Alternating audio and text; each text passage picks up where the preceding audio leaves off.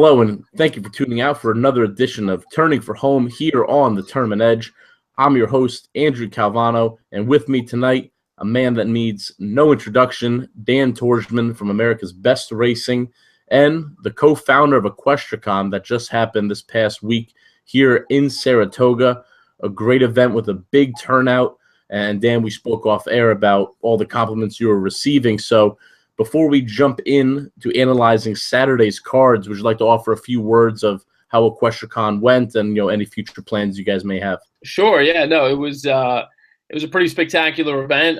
We were thrilled with the feedback. Clearly, I think a lot of people went in sort of not knowing what to expect, and so I think we over delivered on a lot of fronts. Like we paid a lot of attention to the overall build out, the layout of the place. We made sure that we had trainers, owners, jockeys, legends, plenty of opportunities for networking, for people interested in starting a career in racing, for people who just wanted to meet other people in the racing industry. We really built out like a lot of fun programming, and the panels were well received. People were getting a kick out of being able to listen to people like Tom Durkin tell stories about their favorite race calls, and listening to Triple Crown winning jockeys talking about what it was like to win a Triple Crown. So all that stuff, all this stuff for the fans and horse players. We had all these horse player panels as well and betting panels. It was really good, and feedback was great. Like I said, we're at the point where we're kind of resting a little bit still, even though it's about 10 days removed. We're still trying to catch up on sleep because it was a grueling, prolonged effort to kind of make it come to fruition. So in terms of the future, we do plan on having it every year. This was year one. We plan on making it bigger and better in year two. We haven't announced a location yet for year two, but those are kind of discussions that we're having now, and I think that pretty soon we'll have some more information on that front. For sure, and obviously wherever it may be, I'll be there to support you, Dan. A great event. I got a lot out of it, especially as a young guy, trying to further myself into this game. The young meetup that we had over there at the Sagamore Spirit Lounge, just a great event. A lot of young professionals, so hopefully that's something, and I'm sure it will be, that we see in the future. So, like I said, Dan, just a great event, and hats off to you. Well, thank you. I appreciate that, man. No problem. So, Dan, let's jump into the handicapping side of the sport now, and let's get into this guaranteed $1 million pick four on Saturday. It's Travers Day here at the Spa, and we'll kick it off here with race 8. It's the Allen Jerkins, 7 furlongs on the dirt for 3-year-olds, and your favorite, number 9, American Anthem for Bob Baffert and Mike Smith. Dan, I'll give you a statistic I was looking at before. Bob Baffert, 7 for 8 in the past 4 years with Mike Smith aboard in graded stakes races at NYRA. What do you make of this one? Does this one make it 8 for 9? Yeah, I think there's a very good chance. Certainly there's no knock, no blemish that I can find on the horse. I think even tactically, the horse should benefit from being in that outside post to let the pace sort of unfold in front of him. And I do think there's a decent amount of speed. We saw Takaful cutting back last month and looking like a much improved horse going 7 furlongs, but with the presence of Cold Front, Phi Beta Express, and already adding blinkers as well could show a little bit more speed from the gate. I think it's just going to be an absolute suicide pace up front. And I think a horse like American Anthem could stand to benefit from that. So you mentioned the pick 4, and, for anybody looking to play, the multi-race wagers, obviously you're going to want to include American Anthem. I can't really build a case against them. Guys like D'Lo might be able to build a case on numbers or on rags. Yeah, exactly. But I'm not going to try to beat them, but what I will do is I may try to add a horse or two into the ticket and just hope that, essentially, a number of race factors might come into play that might potentially, not necessarily compromise the horse, but, if it's not his day, it's not his day. And if there are 2 horses that I'm looking at as potential horses who can kind of step up, one would be No Dozing. That's one that I'm interested in. Would have to significantly improve on numbers, but who, again, on a slight cutback last month, again, it was at Laurel on the mud, so not necessarily the same kind of competition either. but showed drastic improvement. One, going away. And he's one who's really been well regarded, I think, all through the Triple Crown Trail. Arnaud Delacour is a rock solid Mid-Atlantic trainer, who's got great numbers shipping as well. And I'll bring him up a little later on when we're talking about one of the other races coming up. But I thought No Dozing was interesting. I think you'll get a price on No Dozing at the very least. I think you want to throw that horse on the back end of your exotics. And then the other one that that I'm in love with, that I've been in love with since day one, is Practical Joke. So I'm obviously going to use Practical Joke. I think the horse is a one-turn horse. We saw what he could do at one turn, two back, and they tried him one more time in the Haskell. I thought it was a gutsy effort, to be honest. I joke around that whenever wherever I play Practical Joke, he finishes the position behind where I need him to finish. So I bet him win place in the Haskell. He finished third. In the Derby, I bet him across. He finished fifth. The Bluegrass, I bet him to win. He finished second. So basically, just let me know where you want him to finish, and I'll play my bets accordingly. Oh, well, sounds good to me, Dan. And I'm with you on a Practical Joke. And I looked at this one for a long time and wanted to take this one, but the reason I was weary to take this one on top was the rail draw. Okay. I thought he would have to kind of, get out there a little bit more than he would, with a lot of speed to his outside. But I'm going to include him in my pick four. I'm actually going to go 3 deep here: Practical Joke, American Anthem. And my top selection here, Dan, you actually spoke about for quite a while, and I'm glad to see you on him as well. And that's number 8, No Dozing. I'm in love with this horse. And at 12-1, I'm going to make a nice win bet here. And just to break this one down, has been working out very sharp to get into this spot. As soon as he got up there to Saratoga, started off on the 6th with a nice breezer, fired a bullet drill on the 13th, and a nice one coming back on August 20th. But they had this horse on the Derby Trail for quite some time after he showed 2 very impressive starts at 6 furlongs. So they tried to get him on the Derby Trail. Runs some good races, but, just outclassed. If you look at the horses he's running against, McCracken, Motown, who at that time was very hot, Classic Empire, Tapper at the Belmont Stakes winner. Then they slowed this one down, in the Lexington. Could have won that race. If you watch the replay, was checked hard, but looked like a winner coming down. The winner, the second place horse of that race, West Coast, comes back to win. We'll see that one in the Travers as well. Pat Day Mile, you wanted to be on the rail that day. That was Kentucky Derby Day. Was far out of it. I think you can make excuses for that one. Was the beaten favorite. Then he comes back to this race at Laurel, like you mentioned. He goes wire to wire in a 4-horse field. This is just one of those classic examples where you see that, okay, I have the best horse. I'm just going to put him out there. Nobody's catching me. And that was a perfect example of that. I think he gets a perfect stalking trip today. Javier Castellano, with the best clock in the game, is going to time this ride perfectly. I think him and American Anthem are going to be in the same position, turning for home. And hopefully this 3-year-old who's steadily improving after cutting back from those 2-turn races at 12-1, that's the kind of value you look for in a pick 4 like this. So on top, it's going to be No Dozing for me, Dan.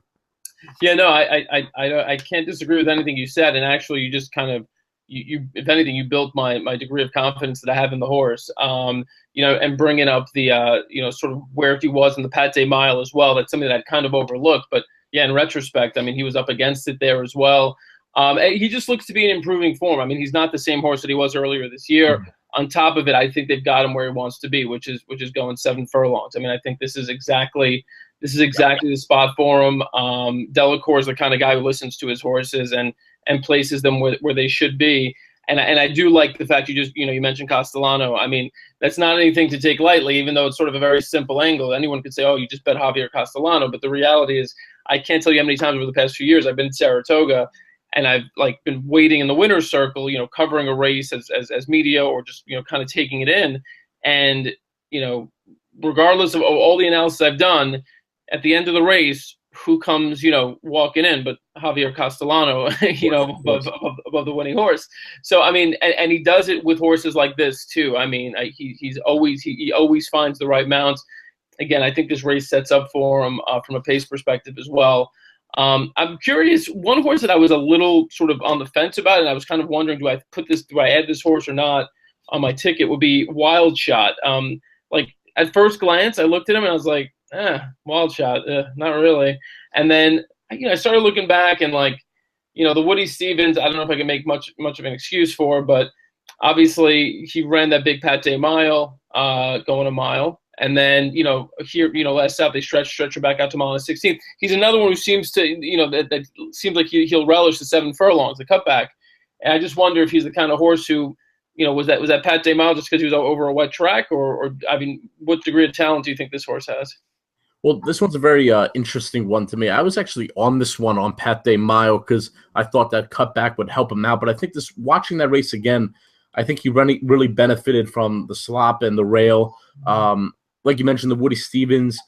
Did he face tougher? I think so. I think American Anthem just couldn't lose that day. That was a day where Bob Baffert couldn't lose in general. Right. Recruiting Ready's a very good horse. But he showed early speed like he usually does, but faded quick, and then in the Indiana Derby back to 2 turns. I think they just don't really know what to do with this horse, and that's an angle that I try to stay away from. Right. At 30 to 1, obviously a toss for some players. This is a kind of horse where I would wheel around at the bottom of, a trifecta or a superfecta. I think when it comes down to it, when you're looking at can this horse win the race? Well, I don't think he can win it over horses like Practical Joke and American Anthem, but I think he's live in this spot. So I don't think this horse can win, but this is a horse that maybe you want to wheel around at the bottom half of some exotics and try to catch a lot of value at, probably goes off near 40 to 1. Yeah, fair enough. I mean, and the only other horse that I kind of just mentioned earlier briefly that I thought was interesting, and I don't think he can win just because, I'll hold it against him that he was on a loose lead last out and really was never challenged. But that's Takaful. I got to believe with all the talent this horse had and as much as he was hyped earlier in the year, he's probably one that we should probably take a closer look at before completely discarding. But again, he jumped 50 buyer points. You don't really see the 50 buyer point jump that often from one race to the next. So if there was ever a bounce candidate, I would imagine this is it. Yeah, exactly. Well, they tried to get this one, quick on the Derby trail as well.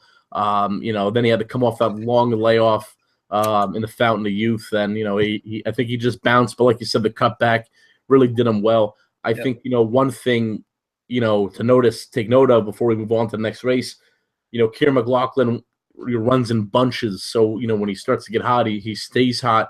And especially toward the end of the Saratoga meet is when he starts wheeling out a lot more of these Shadwell horses, these Godolphin horses. You're going to like my Travers pick. Yeah, well, there we go. So, these ones that he's wheeling out for, these big, international barns are one to watch. So we'll keep an eye on that one. But Dan, for me, I'm going to go 1, 8, 9 here, and No Dozing at 12 to 1 to be my on-top selection. And I'm going to make a nice win bet if he's around that price come post time.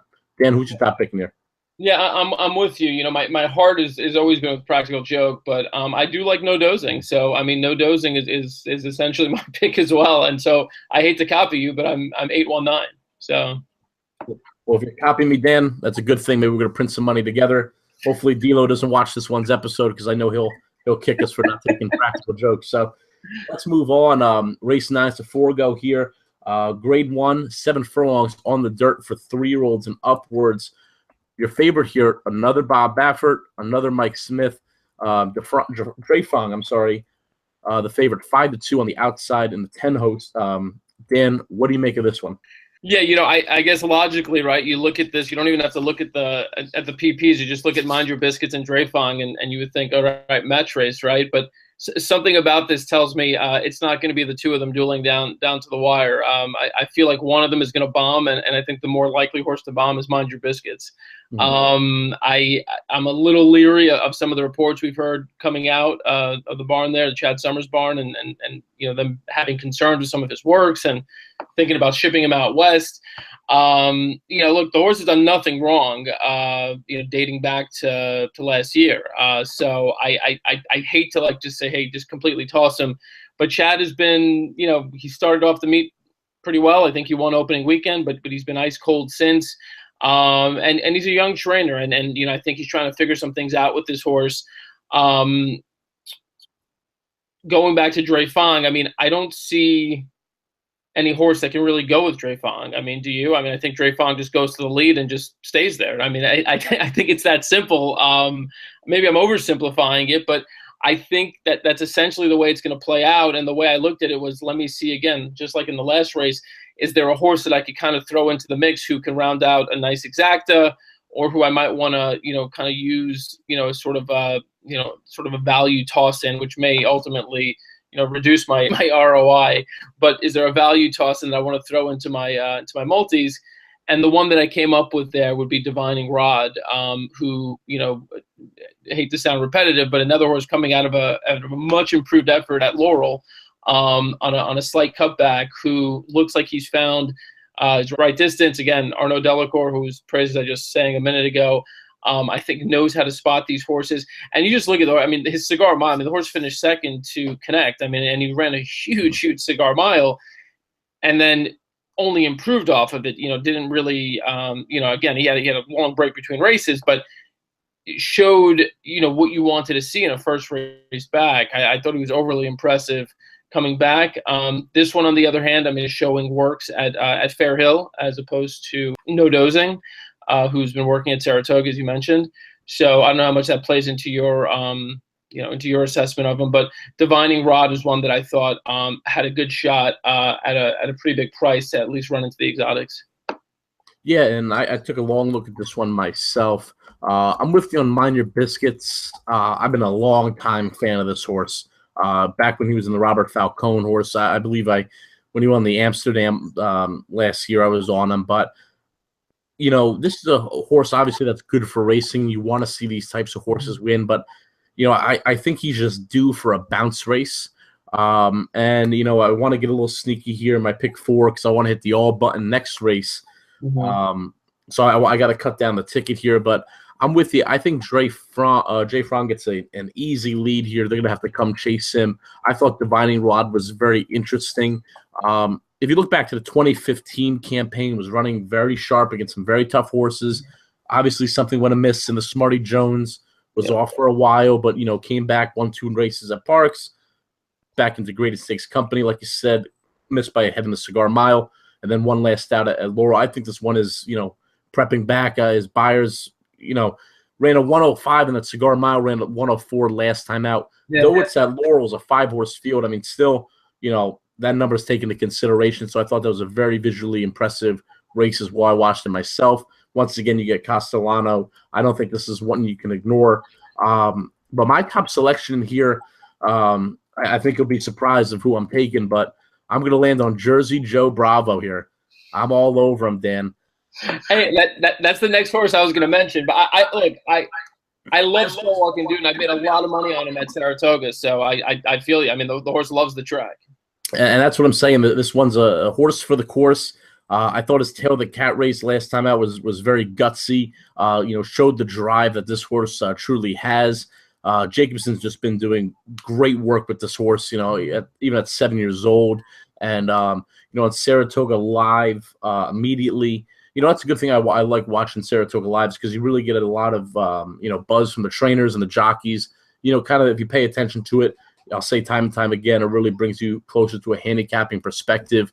But this one's been running against some very tough company. I thought he ran a very good True North, though on the wrong part of the track that day, the Roy H1. But, Jacobson said he was pointing him here. I think he draws the rail. I don't want to be, condescending, but like I was for Practical Joke, but I think this one can take to rushing out a little bit quicker than Practical Joke will have to with the race before. I think this one sits right off Dre Fong, and you know what? If the horse has it, he's going to make one run at him. And like I said, horse for the course, you can't really knock him. So at 8-1, this one's going to be on all my tickets. I'm going to use 1-4-10 to get out of this race here, Dan. Yeah, I'm not too far off. I'm 10-4-1, but again, and just if people are looking to spread a little bit more, and I think you're right. I think this is probably the race where you'd want to, if you're playing the multis, you want to kind of narrow it down to 1 or 2 horses, and in all likelihood you got to probably go with Dre Fong. But if I'm going to throw out a few other kind of prices, the ones that at least are worth further examination for me were awesome. Slew and Tale of Saval, who I kind of, again, another bounce candidate, but just looks sneaky enough off the break. Barclay tag, second off. There's something about Tale of Saval that says don't overlook this horse entirely. Again, maybe back half of your exotics, not necessarily a win candidate.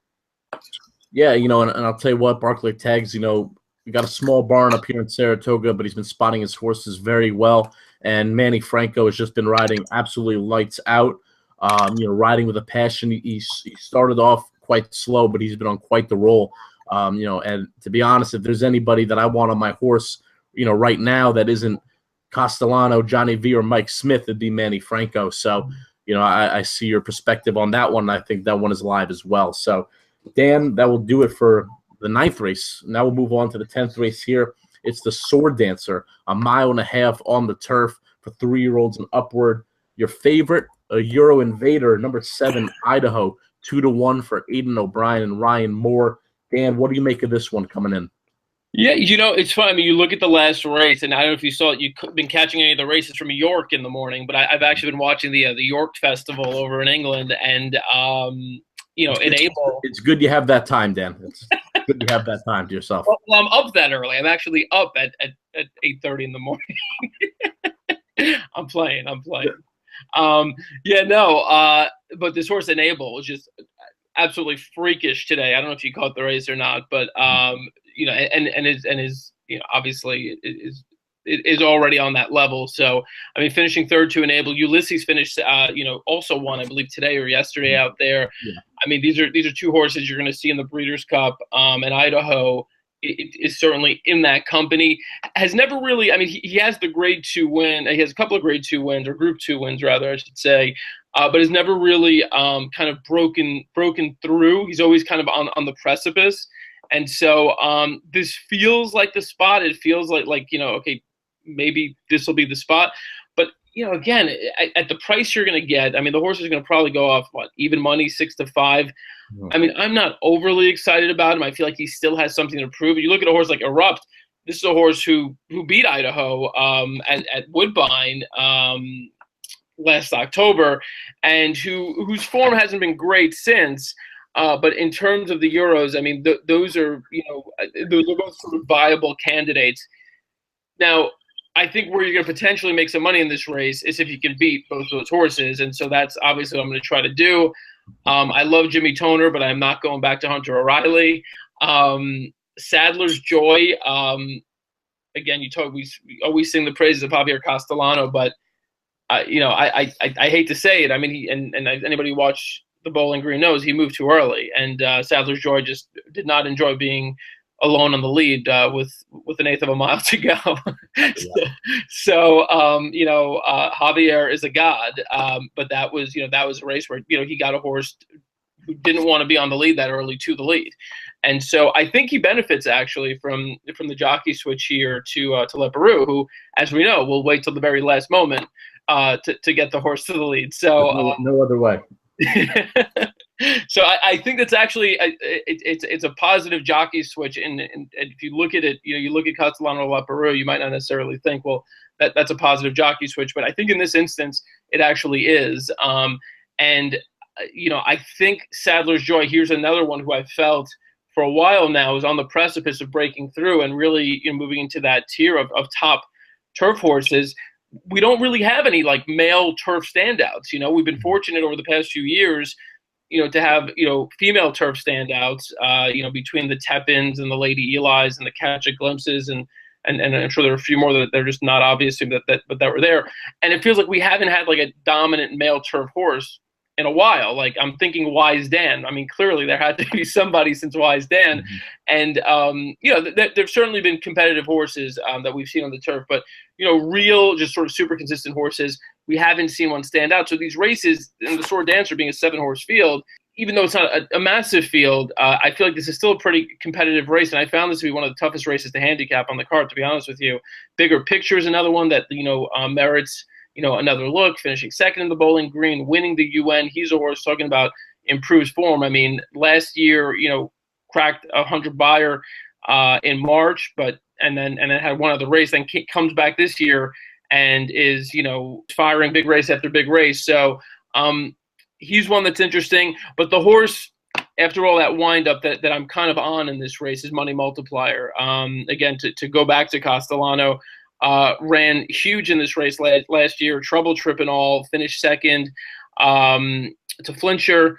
And kind of sneaky in that race at Monmouth was a little, it was a little strange, and you don't necessarily look at that race and look at Irish Straight and Carafa as horses that you would necessarily build a case upon. But it was, I thought he ran really well considering the layoff and to do it as easily as he did it. I was impressed by that. I think this horse was just a ton of talent.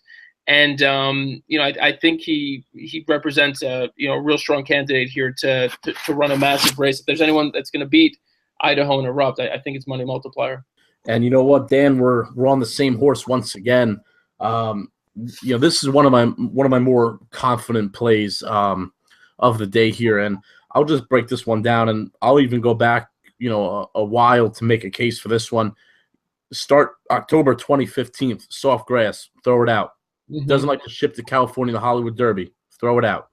Comes back off a layoff, wins a prep at Aqueduct. Runs a good second in the Man More behind stablemate Wake Forest, who made an excellent run to win that day. Yep. United Nations. Wasn't beating World Approval that day, who was in top form. Wins a prep here over this course for the Sword Dancer. Like you mentioned, Trouble Trip. Was he beating Flintshire? Probably not. Horse is one of the best horses, in the world. Yeah. Yielding turf course back at Belmont. Doesn't like it. Toss it. Breeders' Cup turf is facing horses like Highland Rio, Flintshire, Found, a race that has always been dominated by European horses. Ran a decent, even race, but realistically, was he beating those horses? Absolutely not. Comes back off a long layoff. Wins the Monmouth. Like you mentioned, who was in that group? Who did he beat? Sure, you can make that argument, but Carafa has been a consistent, good turf horse for a very long time. Chad Brown, second off the layoff with on the turf runners, graded stakes with Castellano, clicks near 25%. I don't like the Euro horses here. Even though Brian 1 for 11 last 5 years over Naira tracks, obviously that changes when it comes Breeders' Cup time, but when it comes to Naira, that changes. He's 1 for 11. His only winner was Duville last out in the Belmont Derby. I believe that was last year. The 6 horse here, Erupt. I watched that Woodbine race from last fall. I think a lot of things just went his way. Then he shipped to Tokyo a month later. I mean, that's a pretty far trip, Canada to Tokyo. Doesn't really run a step. Then runs 2 good races, I guess you could say, against Grade 1 company, or at least 2 back ran a good race. Last out doesn't run a step in France. I just don't think this one fits whatsoever here. So those are play against for me.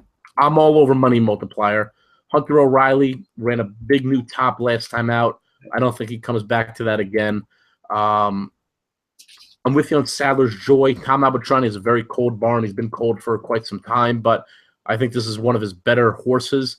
Like you mentioned, the transition back to Leperoux helped this one, who actually has 2 good races under his belt with this one.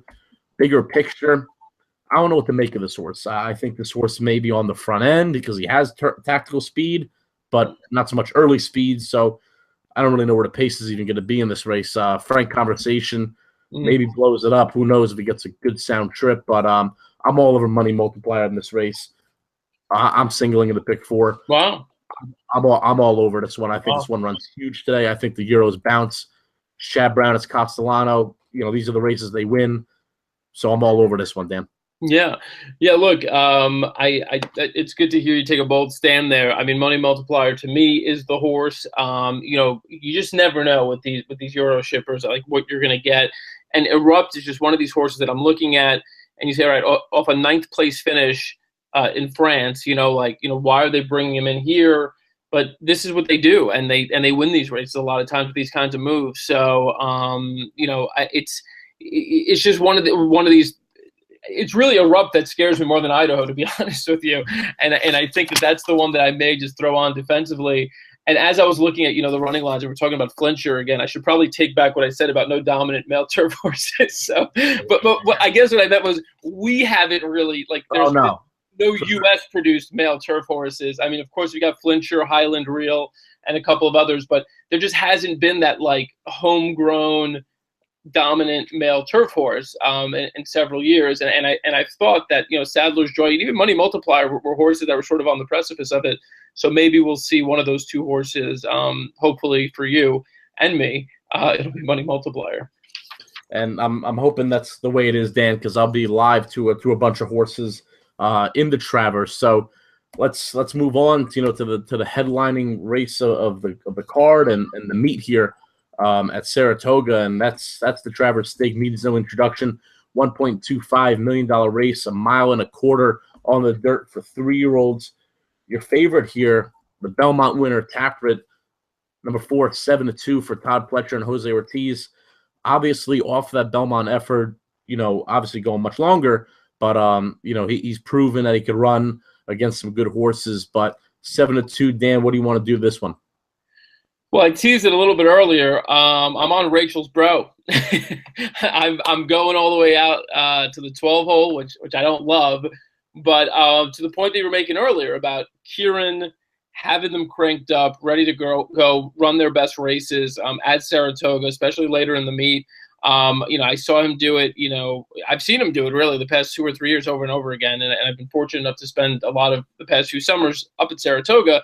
And this is just one where, again, the horse has a lot to prove. This is clearly the acid test. You're jumping out of, first level allowance into, the toughest, the toughest race for any 3-year-old this year, probably aside from the Derby. This feels like the Kentucky Derby. These are all sort of capable horses who have had moments this year. As I'm looking up and down the sheets, I'm looking at every single horse, and I say, yes, even Giuseppe the Great has had some moments this year, whereas Fayek is sort of the new kid on the block. Again, to the point we were making earlier about Kieran, kind of not as a guy who's not going to put a horse in where he doesn't belong. This is a horse who's shown dramatic improvement, stretching out from 7 furlongs to 1 mile and a 16th, and then 1 mile and an 8th. I think that the 1.25 miles will be no will be no issue. You're talking about $800,000 purchase, Malibu Moon, half to Rachel. All the pedigree in the world, has every right to run a huge race. And the only thing is I don't think you're going to get 30-1. I think that the board is going to be sort of a very, you're going to see the parity reflected, in the odds here. I think your favorite's probably going to be about 5-2 or 3-1. And then you're going to have a bunch of horses that are in that 8 to 15-1 range. And I think Fayek is going to be just sort of maybe slightly above that. I think you're probably going to get him in the low 20s or high teens. Which is still good. To me, that's still plenty of value. And I think there's just a ton of upside here, and I'm willing to take a chance with an unknown rather than settle for 5-1 or 6-1 or 7-1 on horses that I know and that I know are inconsistent.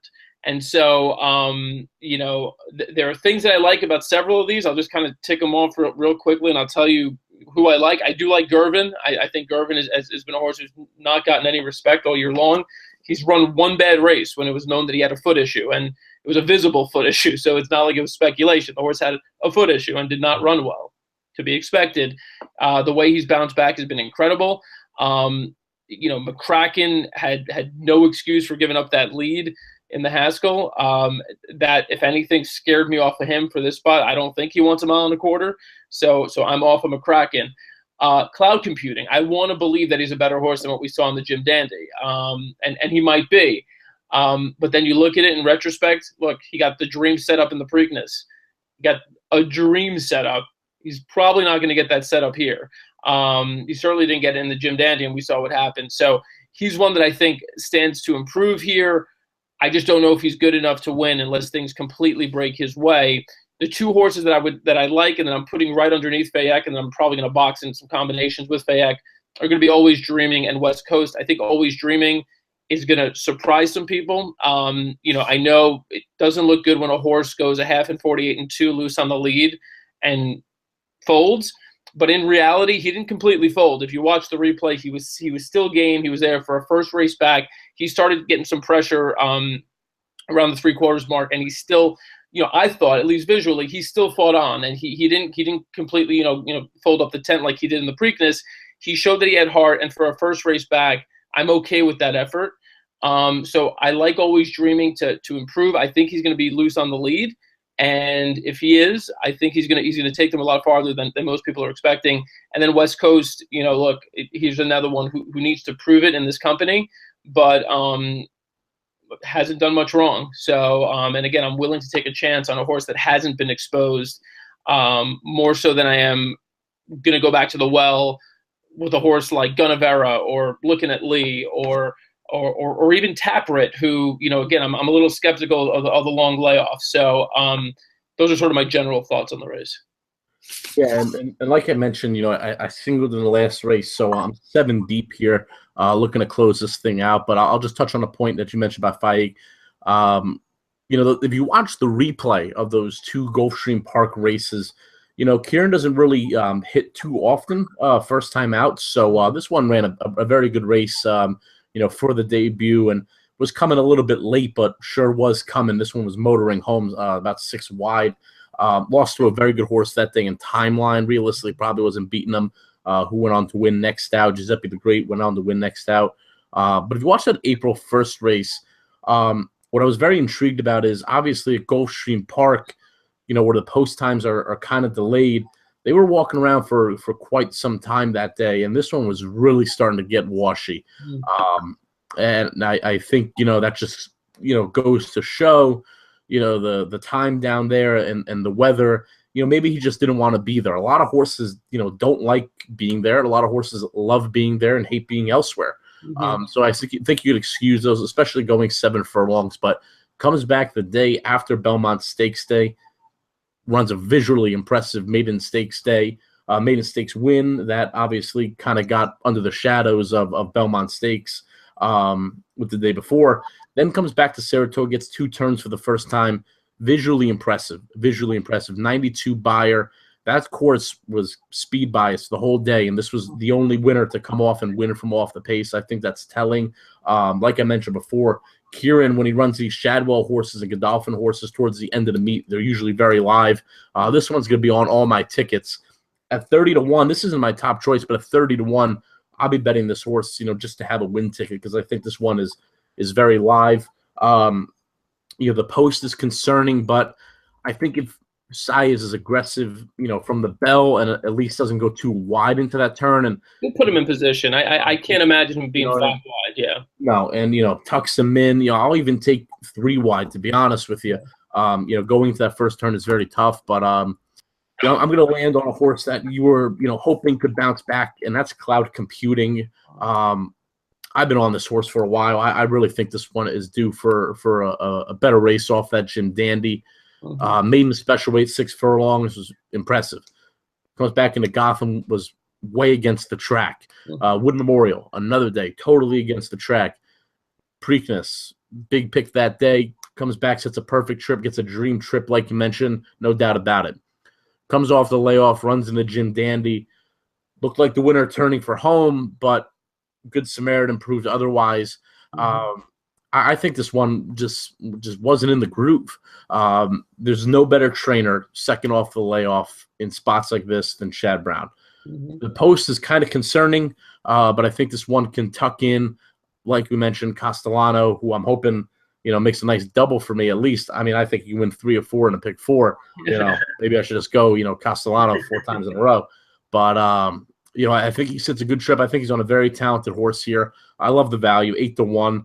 The horse to beat, obviously Taprit, but I think West Coast is sitting on a big effort here.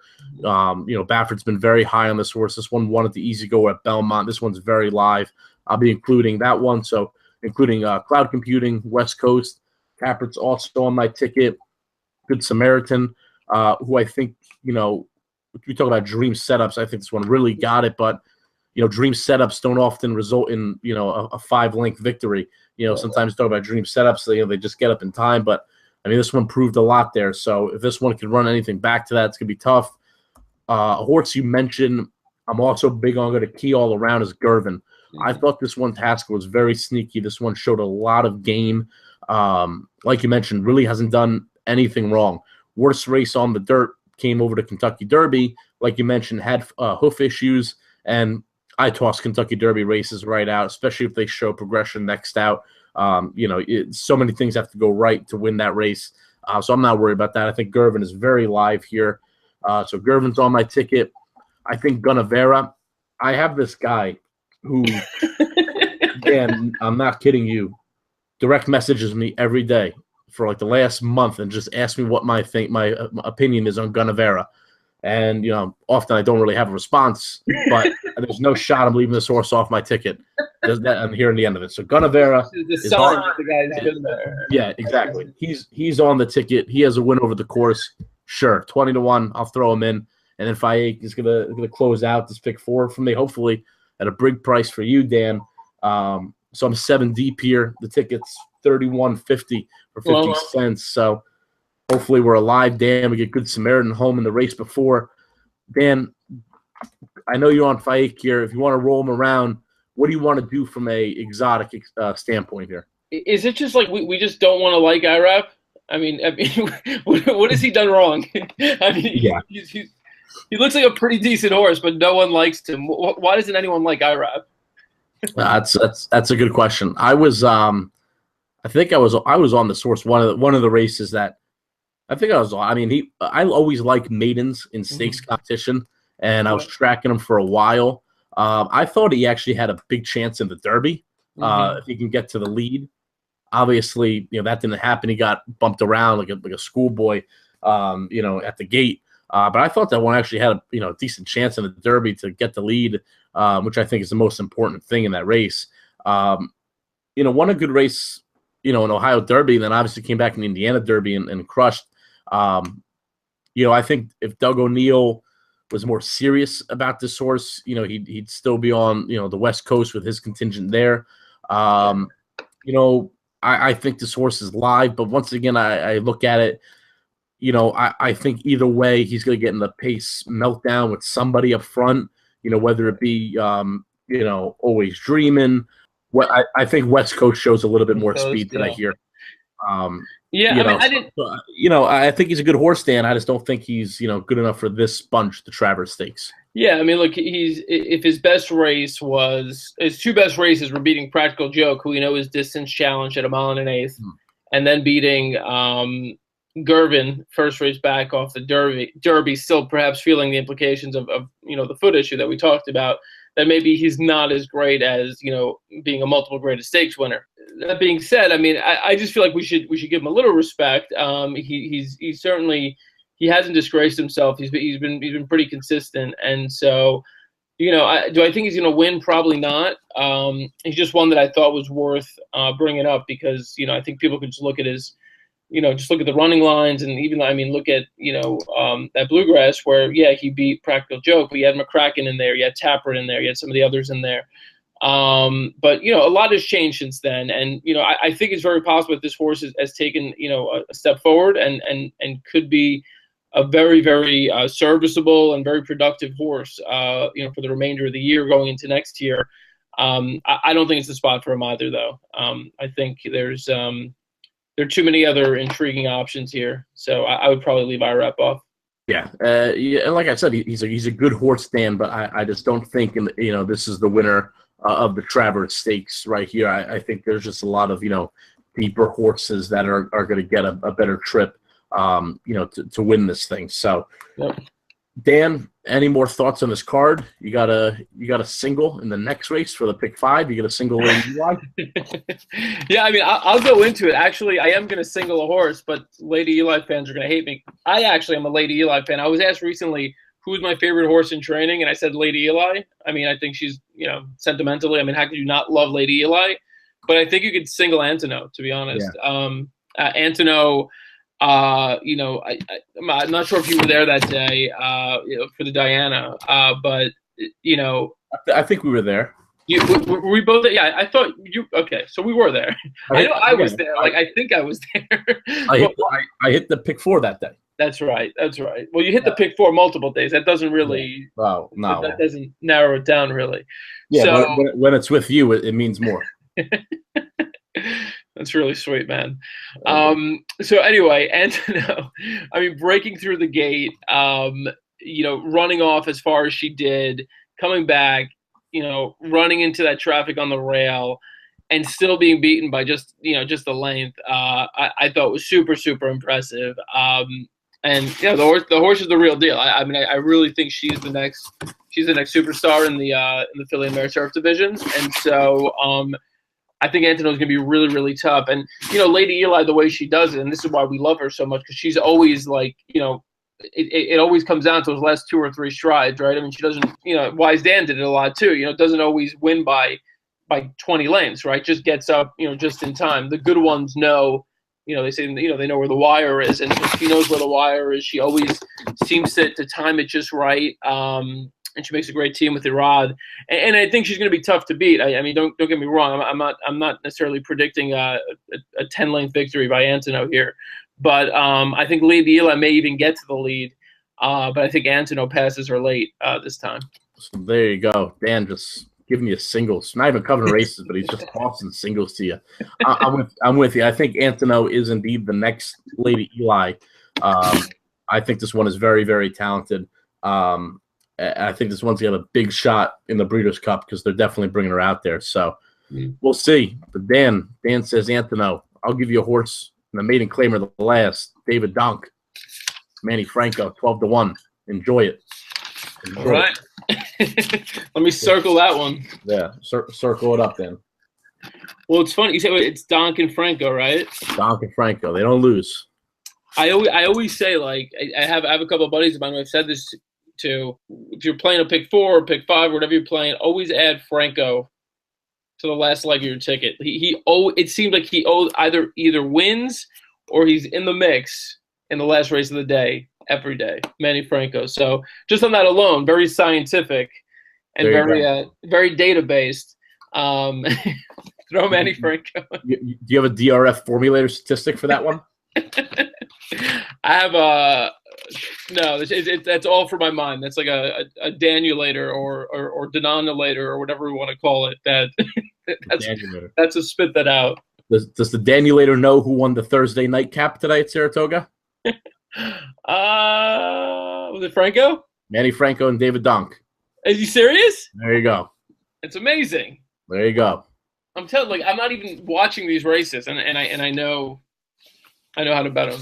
So anyway, I like that you like that horse. So we could do it 2 days out of 3. I don't know if there's a Donk Franco horse in the finale tomorrow, but no, maybe not. Probably not. To keep an eye on. Too good to be true. So, Dan, thank you for coming on, my friend. Always a pleasure. Thank you. Talking horses with you. We'll see you down the road at Saratoga. Hopefully, we bring some winners home for you. Hopefully, I got one coming up soon. Hopefully, you're there. We'll catch up. Nice. Dan, thanks, buddy. Thank you. Have a good one. Thanks, guys. Good luck to everybody playing this weekend.